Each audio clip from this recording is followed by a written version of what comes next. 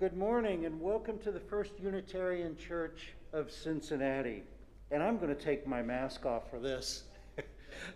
My name is Tim Kraus, and we are located on the ancestral lands of the Adena, the Hopewell, the Miamia, and the Shawnee people.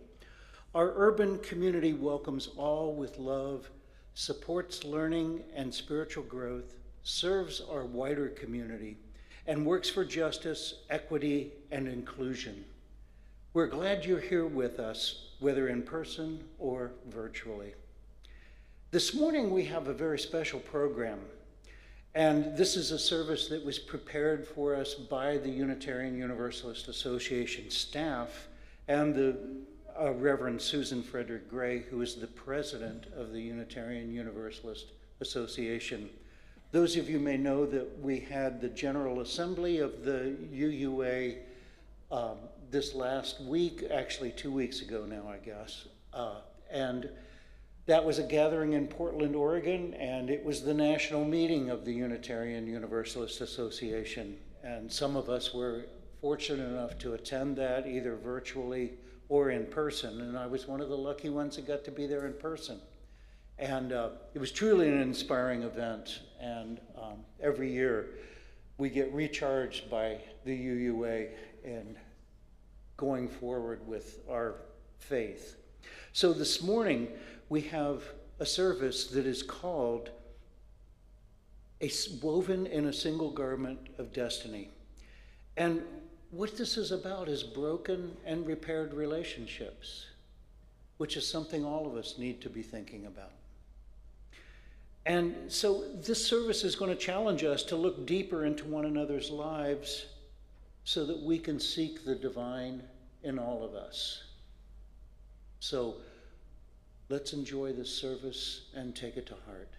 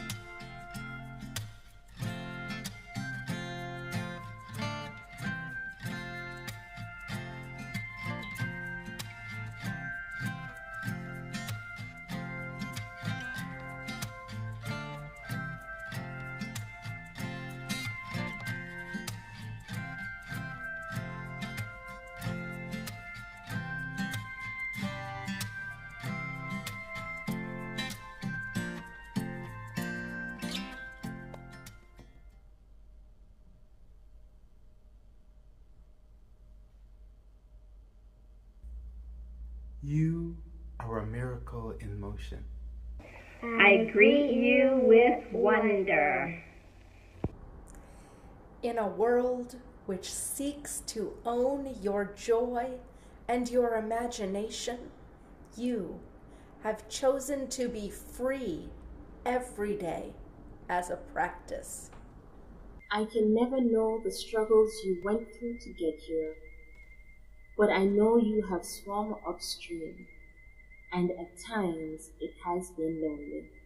I want you to know I honor the choices you made in solitude, and I honor the work you have done to belong. I honor your commitment to that which is larger than yourself, and your journey to love the particular container of life that is you. You are enough. Your work is enough. You are needed. Your work is sacred. You are here, and I am grateful.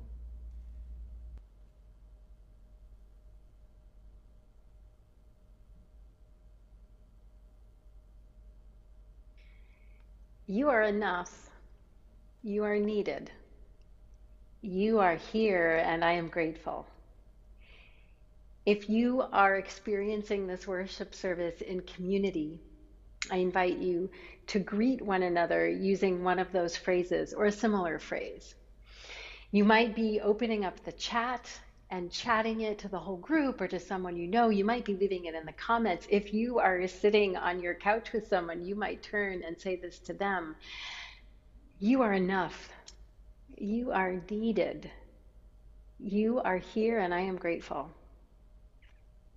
Now, if you're not experiencing this worship service in real time in community, you still have a community.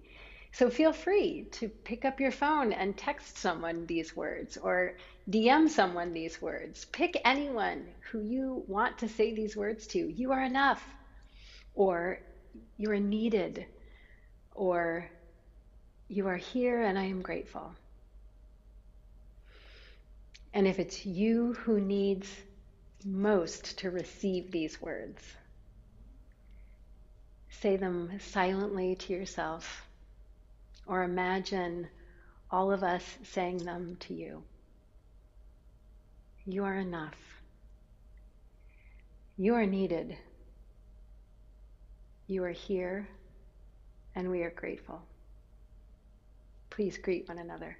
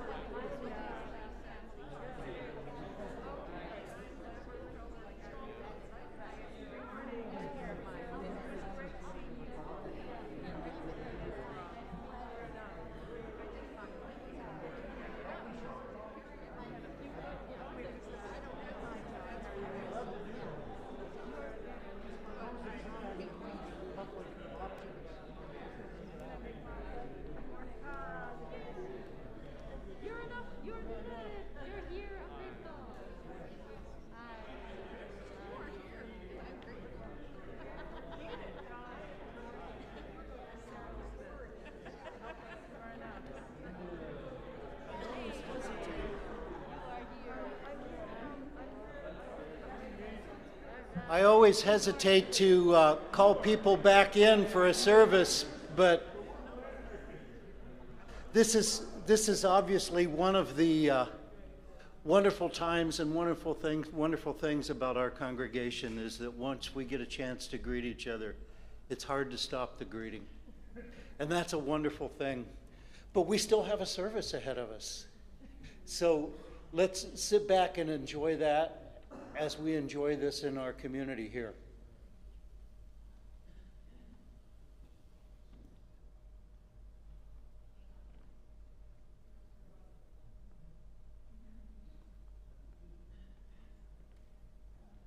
One of the things we did was that we paused the video, and in the process of doing that, it moved on to the next slide. So we've got to bring that video back and cue it up. So,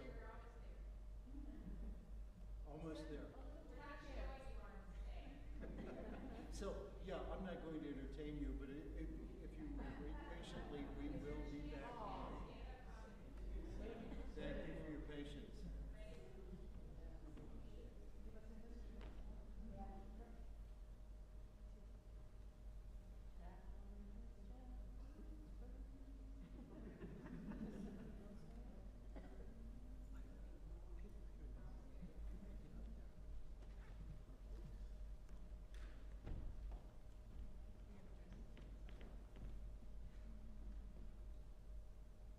Welcome to Sarah Elizabeth Anderson, our consultant. We did not expect to be doing this, but she's going to tap dance.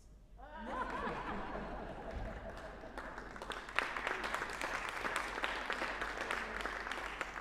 the mic? I had an earpiece mic yesterday. If I lean in like this, can y'all hear me better? Oh, there it is. Where's the field? So I understand you know this tune. So what I'm going to do is I'm going to start it off, and you all are going to take it from here. And this is one of the things I do when I facilitate the folks that were here yesterday. I give this back to you. You know this. Building bridges between our divisions, I reach out to you. Will you reach out to me? With all of our visions and all of our voices, friends, we can make such sweet harmony. Building bridges between our divisions, building bridges between our divisions. I reach out to you, will you reach out to me? Sing it. All of our voices and all of our visions, friends, we will make such sweet harmony. One more time. Are we ready?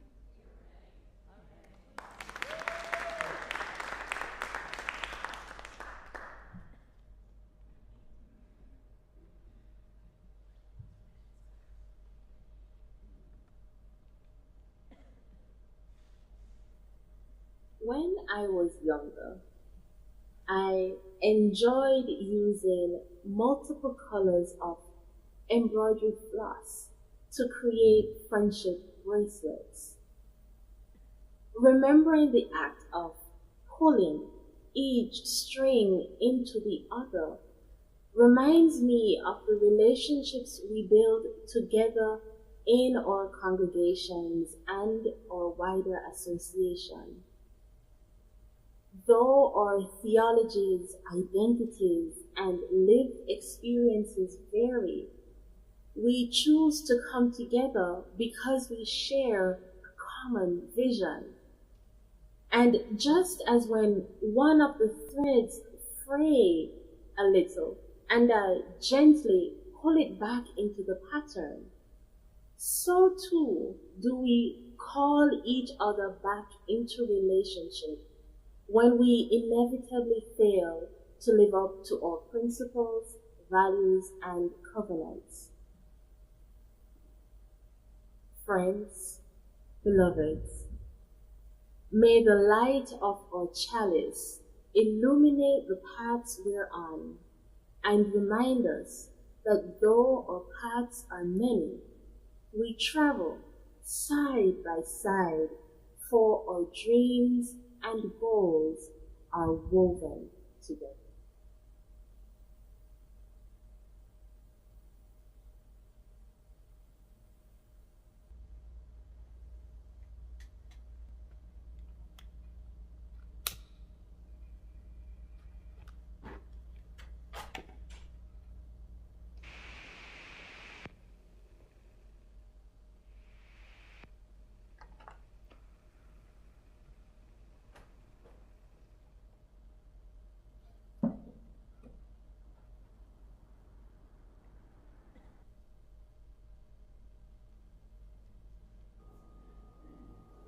We're all connected, bird, cloud, and tree.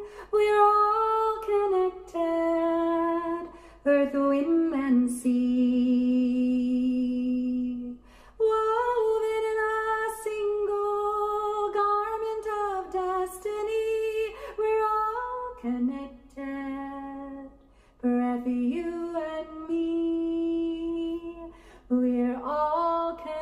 connected, bird, cloud, and tree. We're all connected, bird, cloud, and tree. We're all connected, earth, wind, and sea. We're all connected, earth, wind, and sea. Woven in a single garment of destiny. Woven in a single garment of destiny. Connected, breath, you and me. We're all connected, breath, you and me. We're all connected. We're all connected. Bird, cloud, and tree. Bird, cloud, and tree. We're all connected. We're all connected. Earth, wind, and sea. Earth, wind, and sea. Woven in a single garment of destiny. We're all connected. We're all connected. Breath, you and me. Breath, you and me. We're all connected. We're all connected. Bird, cloud, and tree. Bird, cloud, and tree. We're all connected. We're all connected. Earth, wind, and sea. Earth, wind, and sea. Woven in a single garment of destiny. We're all connected. We're all connected. Breath, you and me. Breath, you and me. We're all connected. We're all connected. Breath, you and me.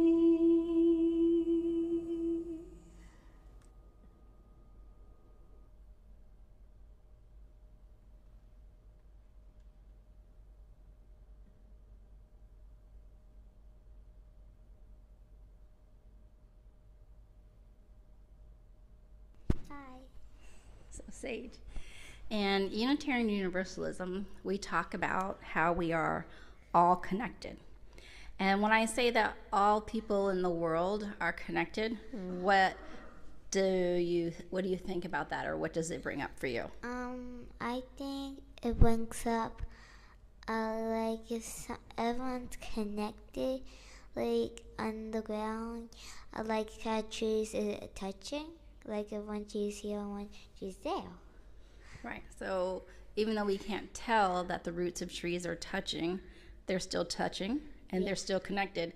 And so that reminds you of how people are all connected? Yeah. And what are some ways in which we are all connected? Can you give me like an example? Like if we're best friends or family. So best friends and families can be connected. Yeah. What about what I do can impact other people, right? So if I'm in a classroom and I sneeze, achoo, but I don't cover my nose or my mouth with my elbow, what can happen to my friends in the classroom? They can get germs. Yeah, they can get my germs. So even though I say, no, I'm okay, I don't need a tissue, I don't need to cover my mouth, what should I do? You should cover your mouth even though you don't want to. Right, because what I do can impact other people because we are all connected. Awesome. Thank you. Bye. So Bradshaw, in Unitarian Universalism, we often talk about this interconnected web in which we are all a part of. Can you kind of share with me your thoughts on the interconnectedness of all of us during this time in history? Not only do I think that humanity is a thing that connects us together, I also think it's experiences and what we've been through. So I always thought growing up that we were all connected, but I really felt like there was no way to share that or prove that. Like I felt like what I did impacted other people, and there were always those people who were like, the only thing that matters is what I do because I am the only person that it bothers. But then when we had COVID, that was a clear example that we are all connected because what I do impacts everyone else. So COVID started with one person, and now we saw this worldwide pandemic because people weren't washing their hands or wearing masks or social distancing or whatever you want to say they were or were not doing. But it clearly showed that we are connected, and what one of us does clearly impacts everyone else. So if I tear down a rainforest in some tropical location, it will impact people on the other side of the world. So what we do does matter, like not just for us, but for those outside of our sphere. So Bradshaw, what are your thoughts on that? I think that's true, but in the instance that you brought up with the trees being cut down, I think not only that connects us humans, but also us creatures of Earth, as that will affect the animals in the ecosystem. Oh, that's really good. I was only thinking of it as in terms of mankind, but I guess the interconnected web in which we are all a part also applies to animals and trees and whatnot. I really like that.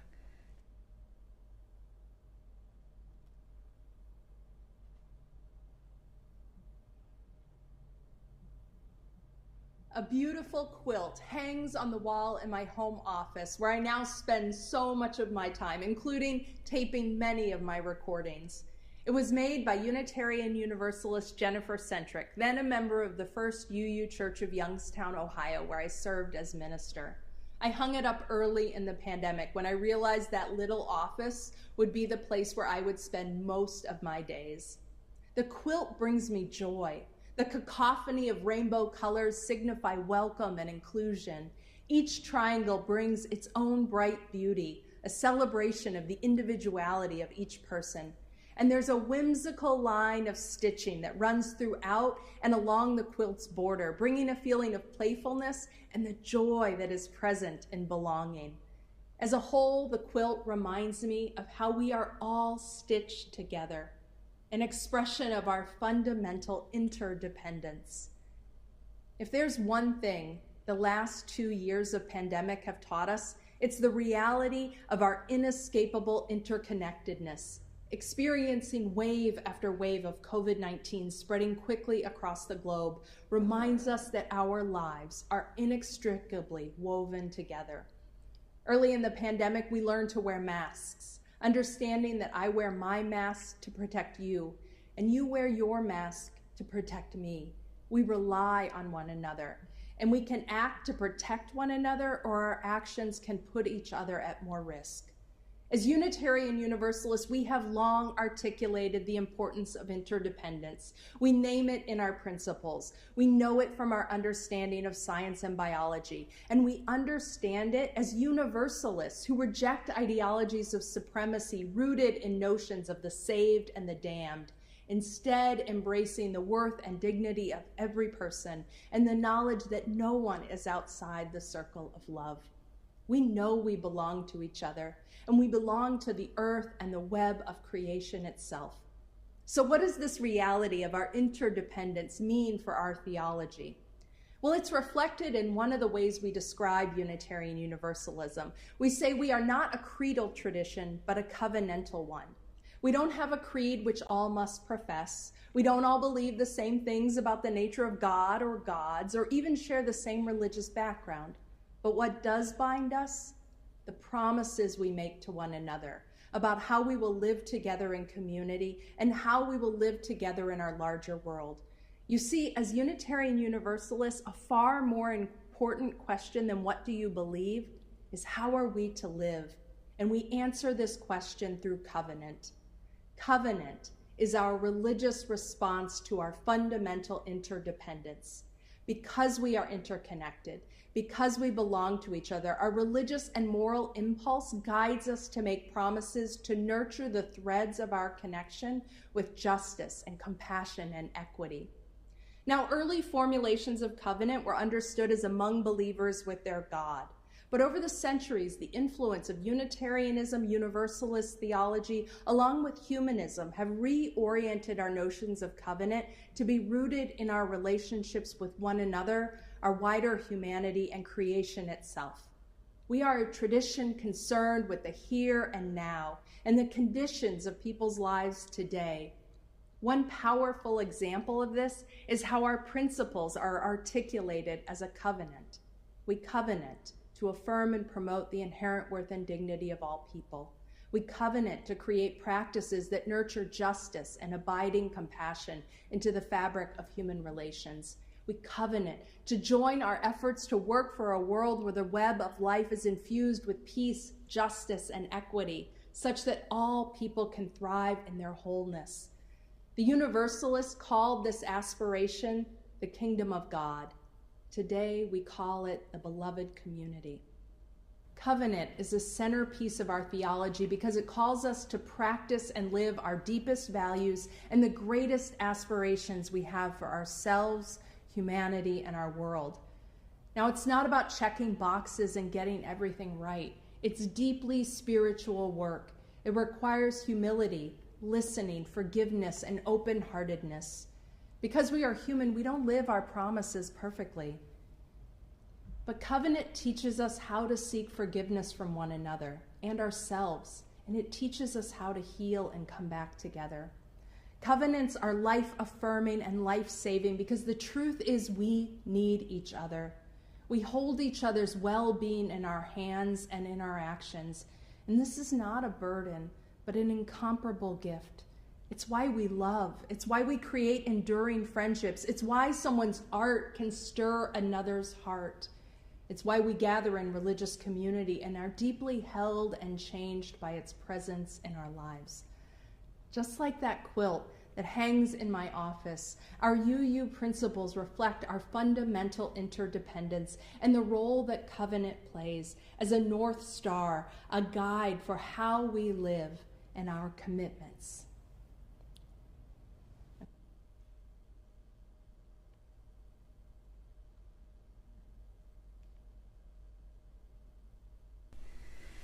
So, Sage, you asked earlier what it meant to be in covenant with someone. And a covenant is like an agreement, like how we want to be with each other. So what's an agreement you could make with like a friend? We be nice to each other and try our best. So be nice to each other and try your best? Yeah. And what about what's an agreement or a way you want to be with your family? I want to love them and get things on their birthday. Love them and get them things on their birthday? You're so sweet. So what happens if someone like breaks the covenant? What happens if you and your friends agree that you're going to be nice to each other and you're going to have nice words with each other, and then one of you doesn't have nice words with each other? Then what happens? How do we come back into covenant or come back into agreement? You can say I didn't like it.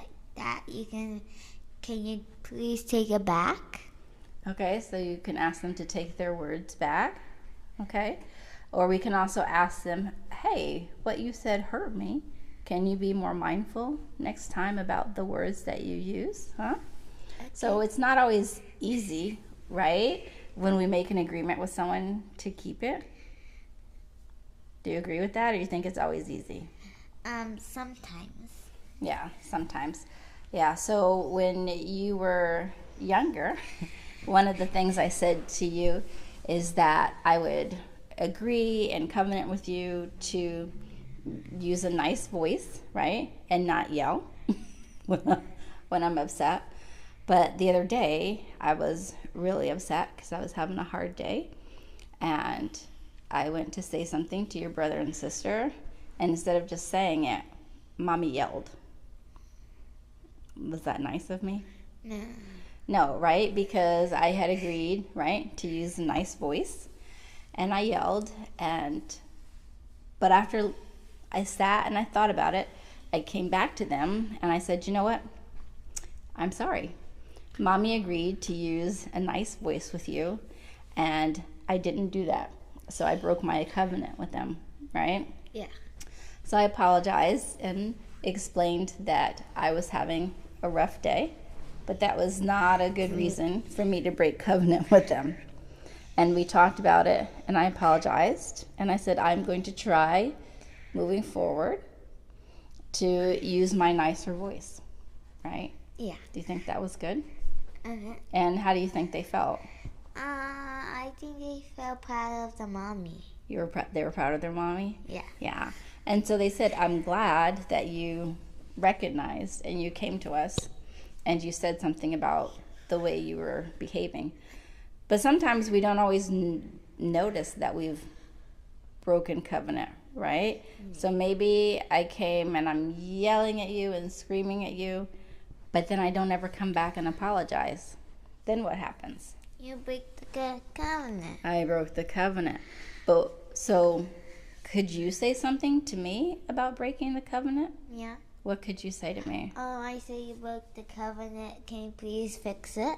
Okay, so you can tell me I broke the covenant and can I please fix it? And how in that case would I fix it?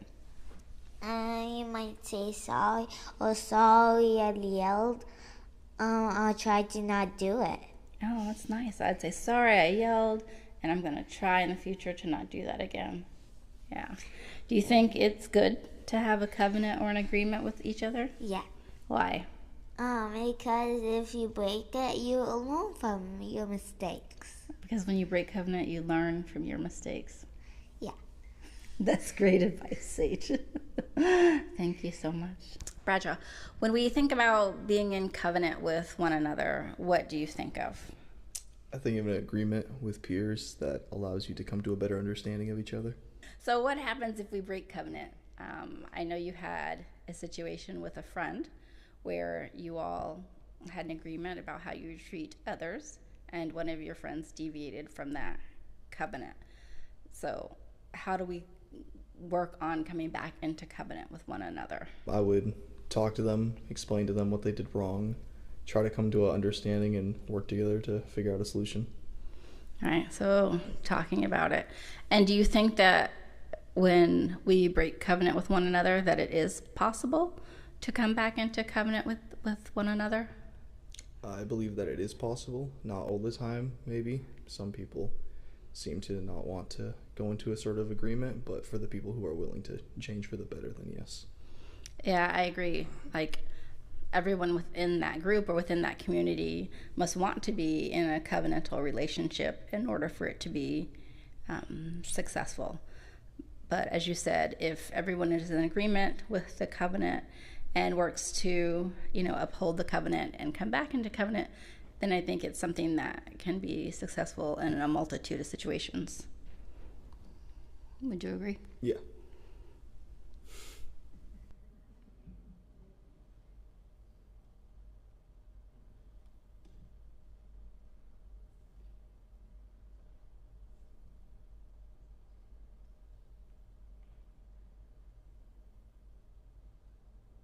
This we know. We belong to each other. In 1963, the Reverend Dr. Martin Luther King Jr. articulated this truth from a narrow cell in Birmingham, Alabama. In his now famous Letter from a Birmingham Jail, King shared his sense of disappointment with white, moderate clergy who condemned the tactics of nonviolent direct action to confront the racist police violence, segregation, and Jim Crow laws of Birmingham. In that letter, King called us all to a deeper knowing of our interdependence, writing, "We are caught in an inescapable network of mutuality, tied in a single garment of destiny. Whatever affects one directly affects all indirectly." King offered this soaring image along the backdrop of lament, frustration, and disappointment at the clergy who preach the values of equality, but in the moment of need and opportunity for real and material change in the lives of Black Americans, condemned King. I imagine on a personal level that all of us know this feeling of disappointment and anger at being let down by those who you thought were with you and would show up alongside you in your moment of need. It's painful. And right now, we are all experiencing layers of this deep personal, social, and collective lament. As a religious community, we know these things to be true, that no one is outside the circle of love, that every person has worth and dignity, that love and compassion are the foundation for the world we need. We know this, and yet everywhere we see these values forsaken. For decades, we have witnessed the erosion of bonds of care, compassion, and shared investment in community. In just the 46 years of my lifetime, we've witnessed devastating rise of inequality, poverty, and indebtedness in the U.S. Alongside this has been the escalation of policing and mass incarceration and the criminalization of poverty. For more than a decade, we've witnessed the explicit political embrace on the right of dehumanizing and divisive rhetoric and policy rooted in racism, xenophobia, patriarchy, homophobia, transphobia, ableism, anti-Semitism, and Islamophobia. For years, we've experienced the growth of propaganda and disinformation. And now we are living with the direct impacts of this rhetorical and policy violence in the banning of books and the silencing of history, in the suppression of voting rights, in the caging of children, and in the vigilante violence and growing support of an authoritarian, anti-democratic, white supremacist movement in the United States. And it is against this backdrop in the US that the COVID-19 pandemic began.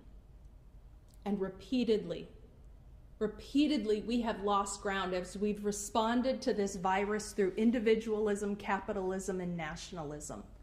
Whether it is the refusal to wear masks out of some distorted notion of individual freedom, or locking down borders in ways that betray racist assumptions, to treating essential workers as expendable, to failing repeatedly to put global vaccination ahead of profits, we continue to fail in our responsibilities to each other. We live in a web of interdependence, whether or not we wish it so. And suffering thrives where the bonds of our relationships are defined by exploitation and domination.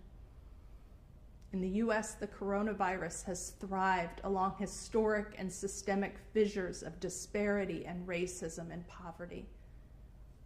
Fissures that have long defiled our social bonds.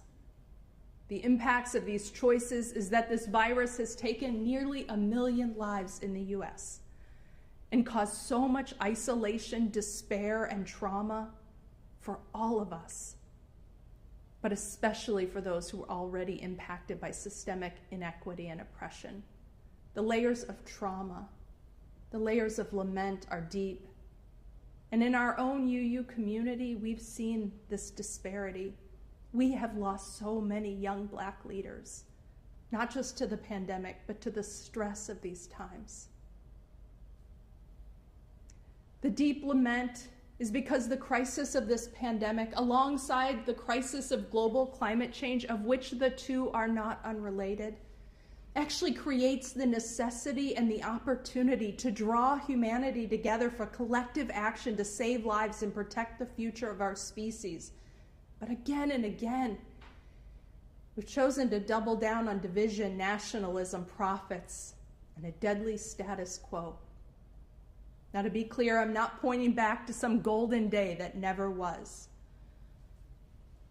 What we need is to chart a new way forward, rooted in covenant, rooted in an understanding of our fundamental belonging and our responsibilities to one another. King understood this when he reminded us that we are caught in an inescapable network of mutuality, tied in a single garment of destiny. Whatever affects one directly affects all indirectly. It is why it is so important to understand that the crises we face today are not just economic or political or social or even environmental. They are fundamentally spiritual and moral crises reflective of the ways that the threads of connection that bind us have been defiled by greed and exploitation.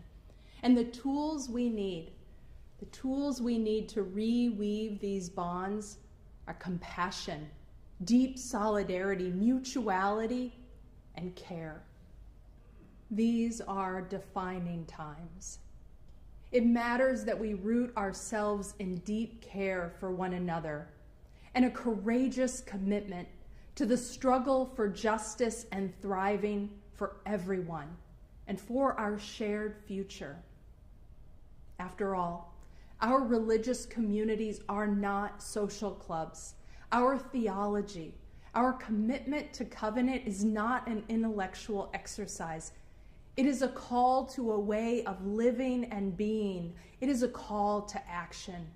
This is no time for a casual faith, no time for a casual commitment to one another and the values of human dignity, justice, and compassion that we hold dear.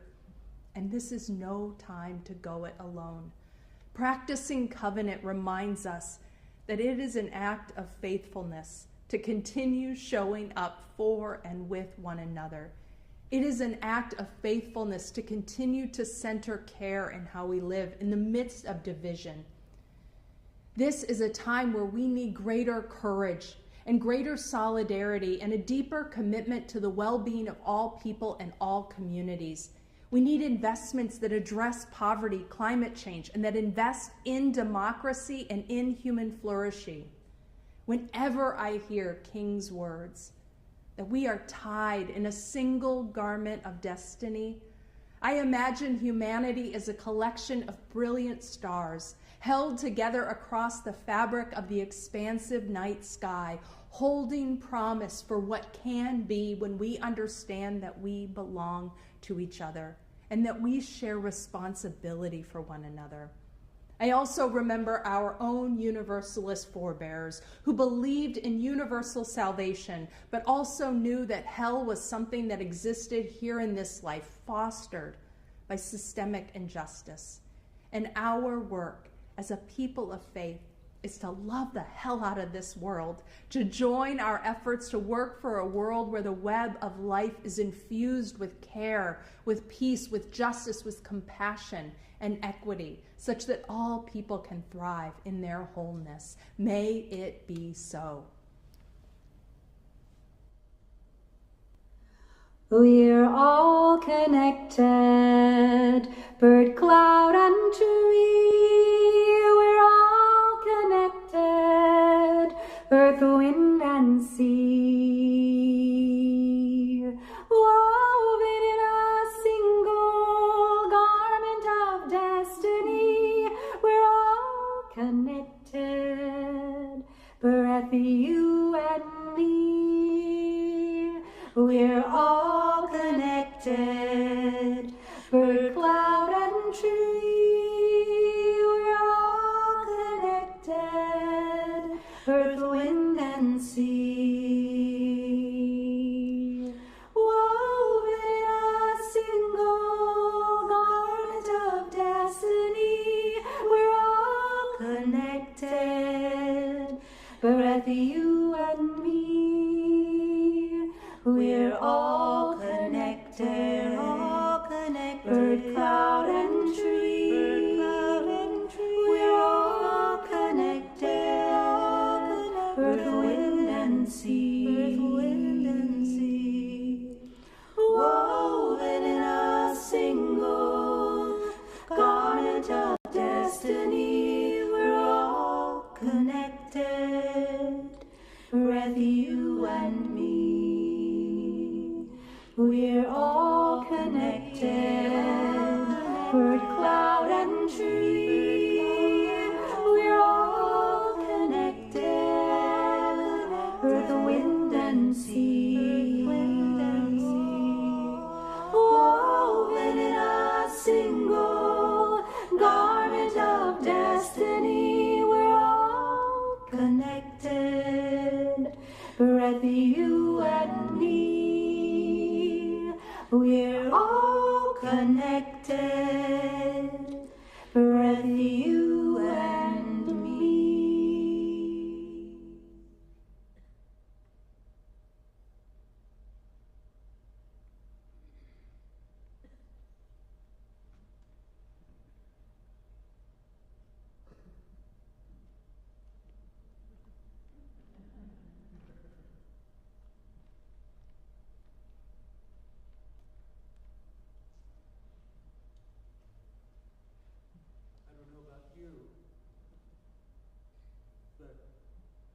needed that.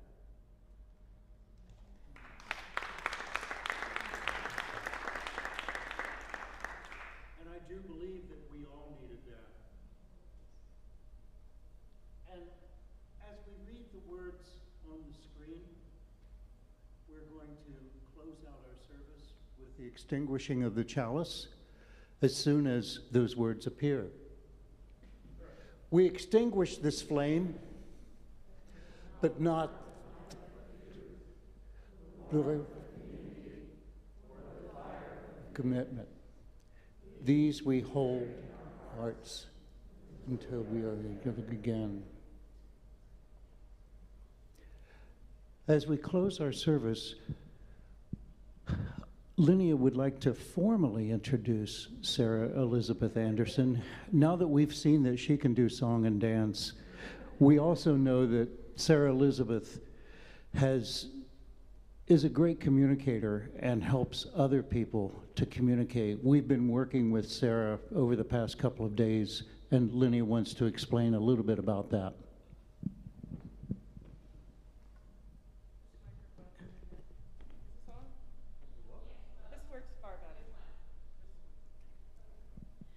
So yes, you have met Sarah Elizabeth Anderson, and one thing about her is she knows how to listen so deeply, so well, that she picks up on the slightest nuances, and she helps the rest of the group see them. And so we have spent Friday and Saturday, and there were 21 of us involved.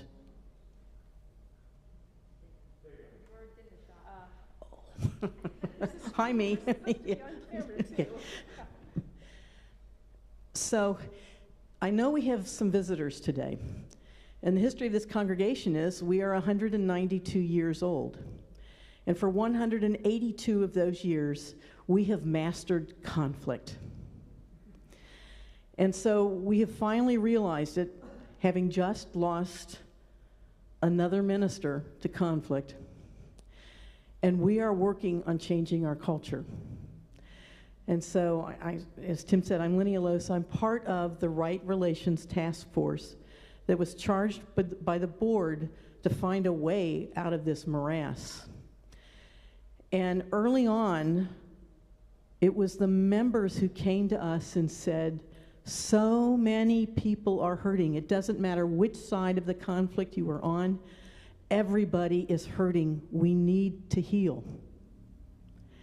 And that's when we realized that the conflict resolution process we were searching for could not be a mediator where somebody comes in and tells us how to do it. It had to be done by us, which is what Reverend Connie was trying to tell us all along.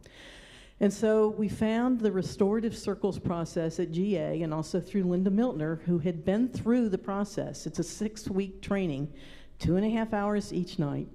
Several of us from the Right Relations Task Force then signed up and went through the course with Sarah Elizabeth, and it is intense. And I've been in all kinds of conflict resolution methodologies, but there's nothing like this one. And we saw the power of this yesterday. There were 21 of us who came together to talk about specific conflicts in this congregation that we have been through in the last 4 years. We named them.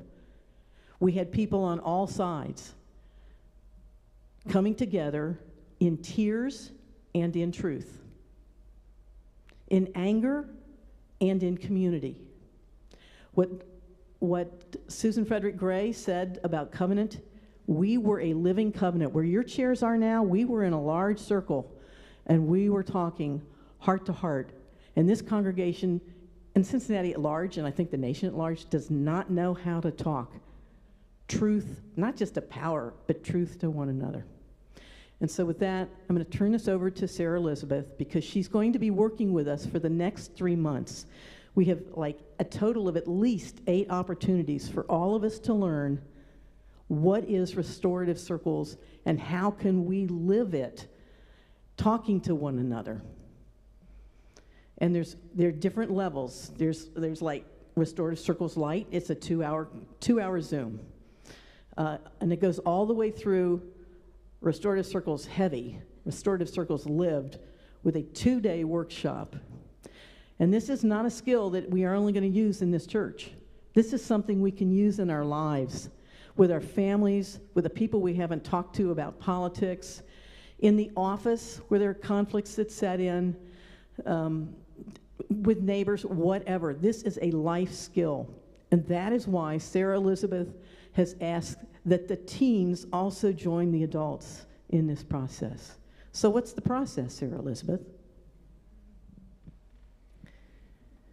Good morning. I really appreciate being invited here by your Right Relations team and the board. It's been an honor to be present with you all. You've asked me to speak a little bit about the process, so I'm going to give it to you in a nutshell. There's a lot more to it. We begin as facilitators of a circle by pre-circling everyone called to the conversation. We listen and we reflect what we understand is in the hearts and minds and experience of the people we speak with. Sometimes it's with one person, sometimes it's with 3 or 4.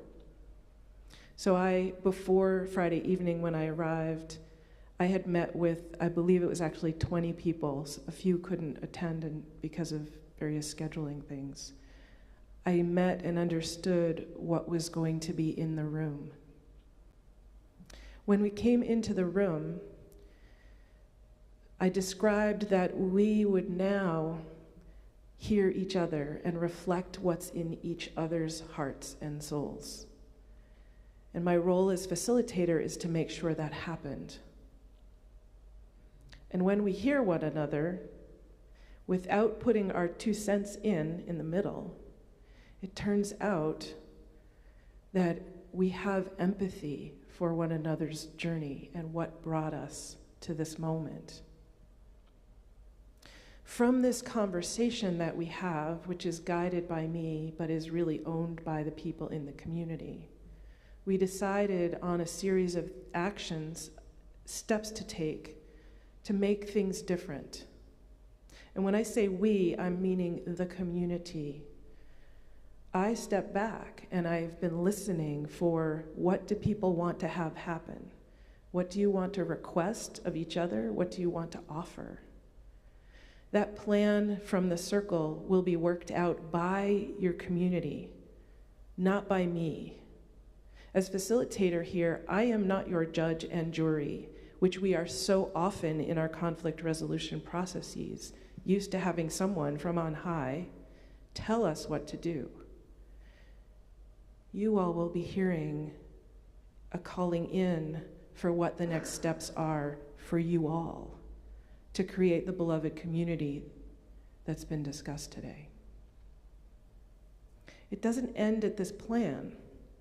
The process continues, and I will be back, or possibly Zoom, details will be figured out as part of the plan, to come back together with those people that we talked with yesterday to check in a few months from now. How are you right now? Has this plan worked for you? And we'll listen some more to each other.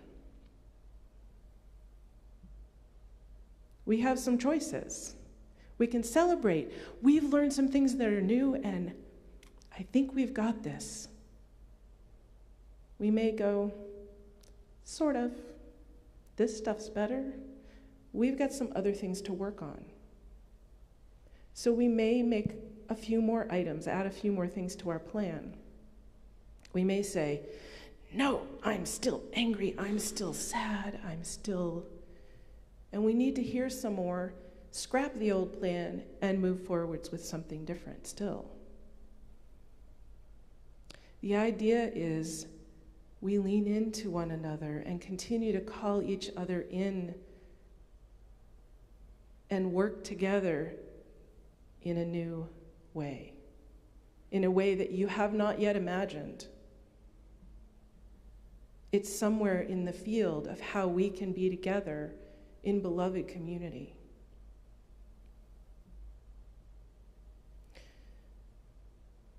I'm very grateful to be working with this community at this time. I'm grateful to have your trust. I am proud of what we heard from one another. There was much courage, there was much understood as we spoke together this weekend across what has divided you. The members of the community who were with us were looking for understanding and forgiveness. And some of you may recognize the next words I will share. They're behind me. We were listening to one another with truth, with love, with patience, in freedom, in justice, with courage and forgiveness. I look forward to continuing this journey. Thank you for calling me here.